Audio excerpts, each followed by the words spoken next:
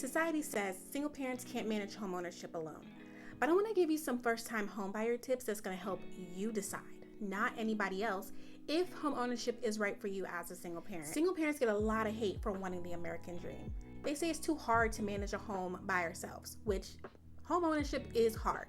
And yes, it would be better with two people, but is it necessary? No. Actually, one of the best financial decisions I've ever made was buying my own home. So if you want to know what goes into the home buyer process, should you do it, and how to get yourself ready, keep watching because I am spilling all the tea.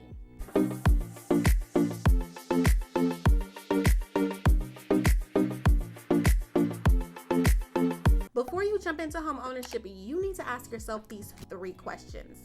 Can I afford the upkeep of this home? Can I manage home, work, kids, and home maintenance alone? And how much flexibility do you need? You need to understand that you are not marrying this home, but you are going to be in a serious relationship that's going to sit you down for a while. So you want to make sure that you're prepared mentally and financially. When I decided to buy a home, the good outweighed the bad. My kids and I, we were basically on top of each other. My daughter was 16 or so, and my son was about 14, and they were still sharing a room together.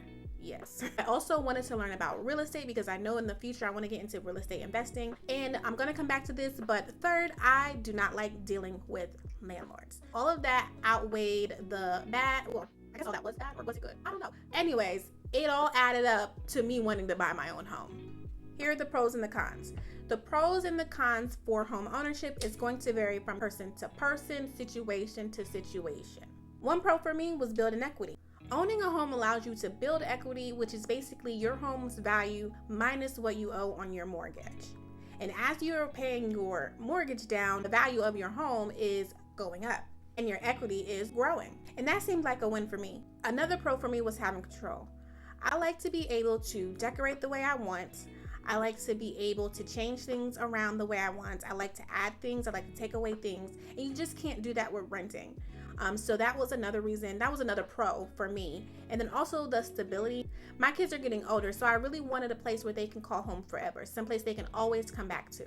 So I figured that buying a home that would give me some type of stability and also give my kids some type of stability so that we're not moving every 2 years like we were. And as I said before, I do not like dealing with landlords. I don't like the fact that you can have one little scratch on your wall and they're like, "Oh, that's your whole security deposit." Yeah, I felt like I was getting too old to be doing that song and dance with them, so I decided it was time for me to buy my own home. The cons. One of the major cons for me in home ownership is maintenance and repair. I am not that handy. I did not know how to work a drill before I bought my home.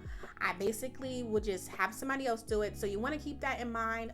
You want to make sure that you have money aside if something breaks so that you'll be able to call somebody to fix it. Or if you feel like you can do it yourself, you just get on YouTube University, figure it out and fix it. However, either way, you're going to have some money put aside because maintenance and repairs will happen. 4 days after I moved into my home, a tree fell. It was a storm and it knocked down all the power lines, knocked down my neighbors' power lines, knocked down the people across the street's power lines, and I had to pay for that.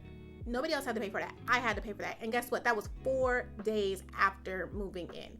So if I did not have my emergency fund, if I did not have money saved, I would have been screwed, basically. So please keep that in mind when you're thinking about buying a home. Another con for me is flexibility. Do you like to travel? Do you like to move often? When I bought my home, I did not think that I wasn't going to be able to travel for a while. So every year, my kids and I, we were going someplace different. However, once I bought my home, because it needed a little TLC and because things were breaking immediately, I was not able to go travel like I usually do. I think within the last year or so, we've only been like one place, and that is not like us. All right, now the juicy stuff, how to fix your credit. But first, if you're getting value from this video, please give it a thumbs up and subscribe to my channel. I talk about money, mindset, and single parent life. It will also help the YouTube algorithm send more single parents my way. When I started, my credit was at a low 500s. And by the time I was done, it was like 12 months later, my credit was at 750. And what I did to increase my score was, one, I pulled my credit report, of course, and then I checked it for any errors, like not not only collection errors. I feel like a lot of people, they talk a lot about collection errors, but you also want to look for demographic errors. Demographic errors like your phone number, your address, things that just are not your information.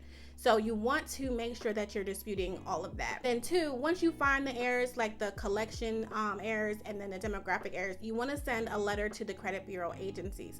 So I know a lot of people say that you're supposed to send a letter to the creditors first, wait 30 days, and then send a letter to the credit agency saying, hey, they didn't respond to me, can you please delete? Yeah, I didn't have time for that. So what I did was I wrote a letter to the creditors and sent it certified mail. I sent 3 rounds. And then after the first round, I sent the letter to the credit agency saying, hey, can you delete this? And it worked. I got a lot of things deleted like that. Everything except for 2 things. And I ended up paying those 2 debts and then just deleting it on the back end. And they fell off. So something else that's necessary when buying your own home is you have to pay down the debt so that your credit score can increase as well. Paying down debt really wasn't a big deal for me because before this process, I did not have a lot of debt. I just had like student loans and whatever was on my credit report. So the student loans, they didn't really take into factor like they did, but they didn't. But the collections, like I said, I was able to get all those deleted except for like 2. So I didn't really have much debt to pay down, so that was a plus. But if you have a lot of debt to pay down, you could use methods like the snowball method, which is just paying the minimum balance plus like $200 every month until the one credit card or loan or whatever it is paid off. Then you take all of that you have paid and add it to the next card. But if you want me to do a detailed video of how I fixed my credit and how I was able to raise my score, leave a comment down below and just comment, yes, I do, and I will make that video next. The next thing you want to keep in mind is avoid opening new credit. I'm going to say it again. Avoid opening new credit, because once your credit score starts to rise, these companies are going to start sending you deal after promo, after deal, after deal, after promo, and it's going to be so tempting to just apply. Don't do it. Do not apply. Because if you apply for new credit or if you have somebody run your credit while you're trying to buy a house, it's just going to make the process even longer and it's going to hurt you in the long run. Do not do it. Just throw it in the trash. Going through the home ownership process, I have a VA loan. And I have a VA loan because I was in the military for 10 years, so I was eligible for a VA loan. And with the VA, they care a lot about your debt to income ratio, which is also known as DTI. Debt to income ratio is all of your bills and things have to be under a certain percentage. And I think for the VA, it was like 41%. So all of my bills, my mortgage, all of that, they all came under that 41%. So that is how I was able to get approved. So the next thing I want to talk about is your credit utilization rate. Your credit utilization rate should be between 10% and 30% if you want your credit score to rise rather quickly. I kept mine under 10%. I really wanted my score to grow faster. So like I said, number 1, I wasn't dealing with a lot of debt. And number 2, the credit cards that I did have, I kept it under 10%. So that way it helped raise my credit score faster. So like I said earlier, I went through the VA home loan process. Honestly, I thought it was going to be a headache because doing research, I did research on like the FHA program, the NACA program, Habitat for Humanity program, and the horror stories that I've heard and read just had me really, really scared. And I thought that the VA wasn't going to be any different because when you're dealing with the government and federal government, whatever, they're a mess. They're unorganized, they're a mess. And I really thought it was going to be a mess, but it was not. I was really shocked. I found my mortgage officer in a Facebook group that specializes in VA home loans. In that group, they had the mortgage officers listed off by state. So I just contacted the one that was for my state. He was great. He was very knowledgeable. This is another thing when you're going through this process, you want to make sure that you have people that are really knowledgeable, okay? He knew his stuff. Any questions I had, he was able to answer it for me. He walked me through the process. Also, my real estate agent was a friend from high school. He knew his stuff. Any questions I had, he was quick to answer. So having people who know what they're talking about really helps, because when you're going through this process, you're going to hear words and terminology you have never heard before in your life, and you're going to be like, what the heck is that? So you really want to have somebody that you can ask and not feel some type of way about asking. Last thing I want to touch on before we get out of here, I feel like it's something that people usually do not touch on when they're talking about the home buying process. and that's money management. If you cannot manage the money that you have, the banks are not going to give you the money that you want. They're just not. You're going to need to create a budget. You're going to need to be consistent with that budget, because you're going to need to know what's going in and what's coming out, because when you add a mortgage into the mix, it just gets really, really messy if you're unorganized with your finances. So sticking to a budget, have a savings plan, and track your spending. I cannot stress that enough. Track your spending, savings plan, create a budget. Once you make budgeting and saving and tracking, once you make that a habit, and once you have it in your routine, it just makes the home buying process and managing the home that much better. It's just like when you have a savings plan and when you have that emergency fund, if, like I said, the tree fell, if I didn't have that emergency fund, when that tree fell, I would have been screwed. Okay?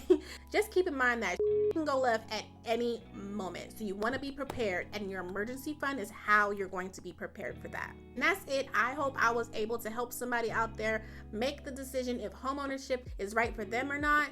I really wanted to come and give you the real nitty-gritty, the good, the bad, and the ugly, instead of listening to these single parent stereotypes out here. Don't forget to like, comment, and subscribe for more single parent money tips. Bye.